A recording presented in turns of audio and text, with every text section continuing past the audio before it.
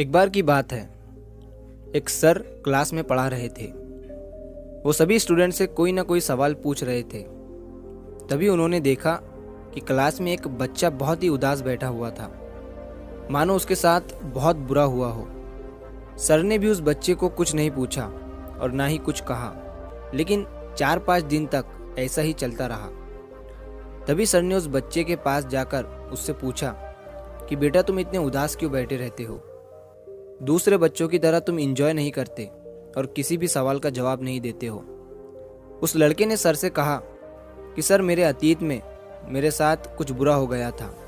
इसी वजह से मेरा किसी भी चीज़ में अब मन नहीं लग रहा है। मैं कुछ भी कर लूँ, दूसरे बच्चों की तरह खुश नहीं रह पा रहा हूँ। सर ने उस बच्चे की बात को पूरा सुना और अगले दिन वो सर अपने बैग में शिकंजी बनाने का सारा सामान लेकर आए। और सारे बच्चे क्लास से जाने के बाद सर उस बच्चे के पास शिकंजी बनाने का वो सामान लेकर गए और उस सामान से उन्होंने उस लड़के को एक गिलास शिकंजी बनाकर दिया। लड़के को लगा कि सर ये सब कुछ मुझे खुश करने के लिए कर रहे हैं। सर ने लड़के की तरफ शिकंजी का गिलास बढ़ाया और उससे पीने के लिए कहा। लड़के ने जैसे ही शिकंजी का एक जिप लिया तो उसे उस शिकंजी में नमक ज़्यादा लगा। उसने सर से कहा कि सर, इस शिकंजी में नमक ज़्यादा हो गया है। तभी सर ने उस लड़के से कहा, ठीक है, लाओ मैं इसे फेंक देता हूँ। लड़के ने सर से कहा, सर, इसे फेंकने की ज़रूरत नहीं है। अगर इसमें थोड़ी शक्कर मिला देंगे तो ये खुद ब खुद मीठा और अच्छा हो जाएगा। तभी सर ने उस लड़के की तरफ मुस्कुराते हुए देखा और कहा, यही सेम चीज़ मैं तुम्हें आज इस शिकंजी के ज़रिए समझाने आया था।